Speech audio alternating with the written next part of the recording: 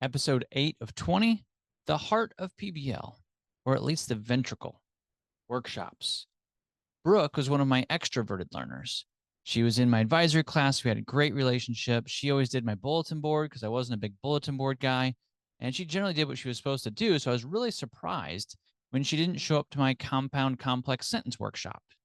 We had given the learners 4 different workshops that they could choose from, all from the different PBL teachers that they had, and they would go and choose and go to that workshop and get work done.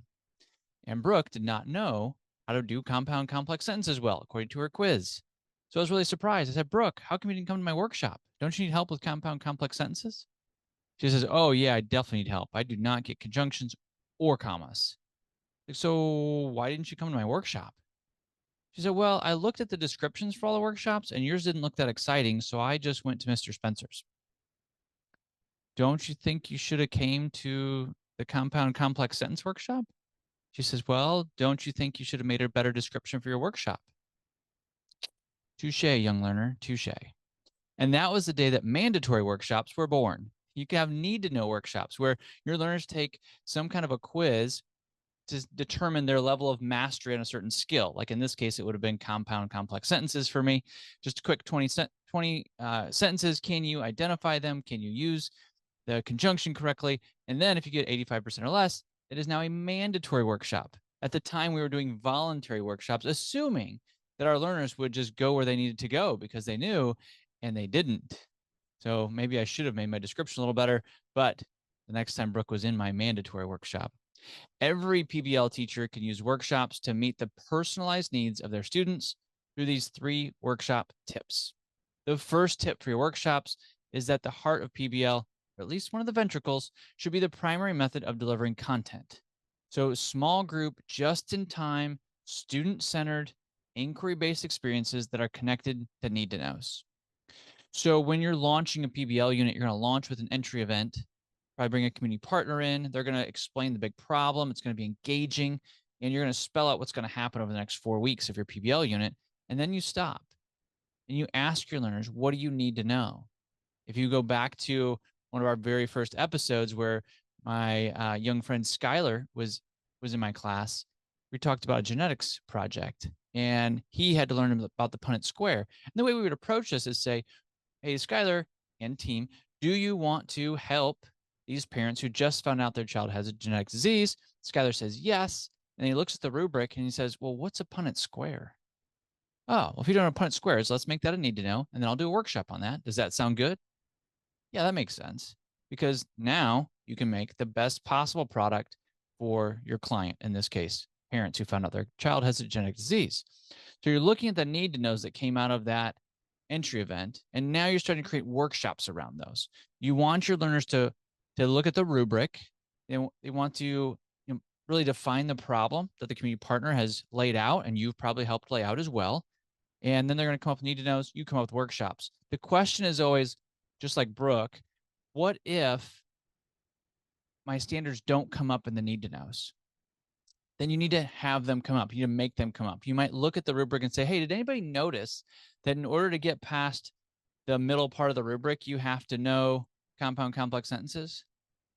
Yeah. How many of you know compound complex sentences? Well, I think we did them in 7th grade maybe. And okay, do you think you need a workshop? Yeah, we probably do, Mr. Story. You're right. Or even because we've had some teachers like, it just didn't come up. Well, you still have to teach it, right? So you're going to say, hey guys, I know this didn't come up in need to knows, but we do need to address this standard in this PBL unit. So I'm going to make that a workshop. Is everybody good with that? And it's just one of those mandatory workshop types of things.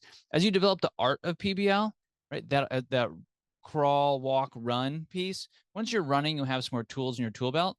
But if you're still crawling / walking, just get it on the board as a workshop, because those workshops are where the detailed content mastery work is going to happen, right? A lot of your grading is going to happen right in there.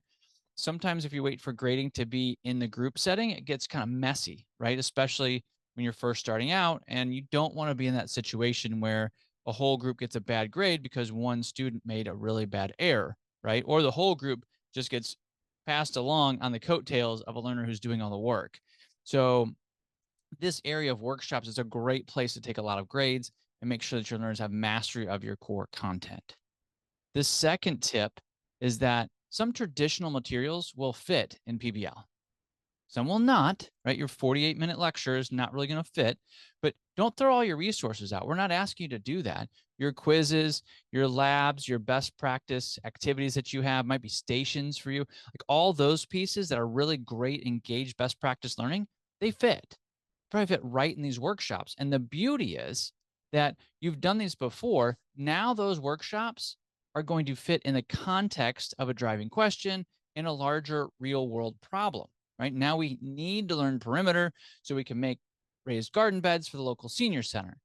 We're not just learning perimeter because it's third grade and we're supposed to learn perimeter, right? So we're adding additional why, additional context, handles for our learners to get some of these ideas that they might not get otherwise. So you're still going to have a lot of the same workshop materials that you've had before. There's going to be repackaged, maybe in a little bit different sequence too, because you're going to launch the event first, the big problem, and then your workshops are going to come after those need to know sessions. And now, again, they're in context, and we know at the end we're going to present.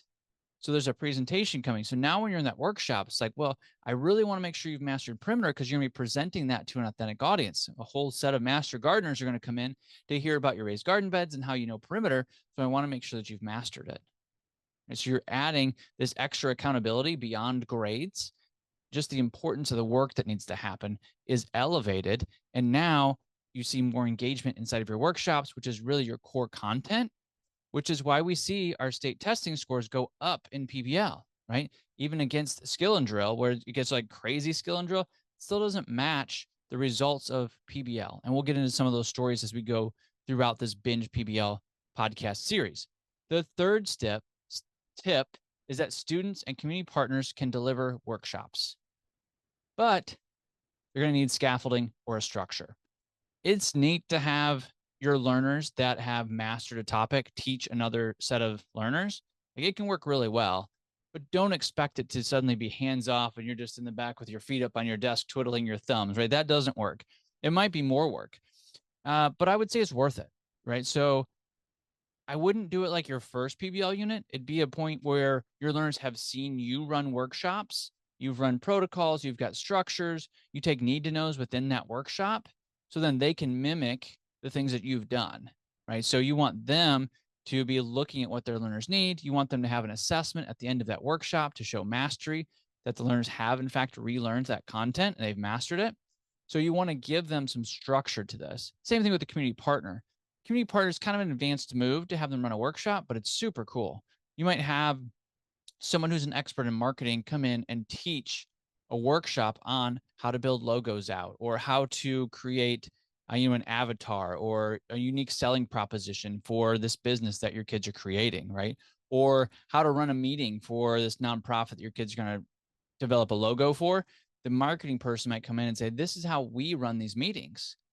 And you're probably going to need to educate your community partner just a little bit on what your learners are going to need, because your learners are going to need more structure in the classroom setting because they don't run these meetings all the time. And your marketing friend probably does. So they might not always have a sheet printed out for notes, but we're going to probably need them to print out a sheet for notes. So when they lead the workshop, your learners have a place to put their new learning so that they can apply it later. So workshops are going to be really, we say it's the heart, at least the ventricle, because there's a lot of awesome portions to PBL. But your workshops, if you're worried about like, where does my content go and how do my kids learn? A lot of this is happening in your workshops, right? And the switch is that now these workshops, maybe some of the best practices that you've used before, they work and kids learn. They're now going to be in the context of a larger PBL unit that's real world, and you're going to have more engagement. It's really exciting. So those are the 3 tips. You're going to be delivering content in small groups. It's just in time and it's student-centered. You're going to not throw everything out. Isn't that exciting? You don't have to throw everything you've ever done out to do PBL. In fact, it's the opposite. You're just going to repackage it. And then your third tip is that your students and your community partners can also run workshops. And in your second tip, say don't throw everything out unless maybe it wasn't working, right? So you do need to make sure it's best practice. Again, if you're just using workshops as an excuse to talk at kids for 48 minutes, that is not really going to fly, but that really doesn't fly in a traditional classroom either. It's not working. So PBL is not really going to fix that, but we know that you've got some really great things that work with kids. I just want you to know you don't have to throw those out. All right, we've got a PBL versus a project download for you right here in episode 8. So go into the show notes. You can download that, and it's going to show you the difference between a traditional project and a PBL unit. It can really help you understand the process, but it can also help those that you're trying to bring into your movement. You know where your content will be taught now. It's going to be taught and caught, but how do you actually start a PBL unit? The next episode will spell out that very first day. I kind of teased it a little bit. It's that entry event day. See you in the next episode.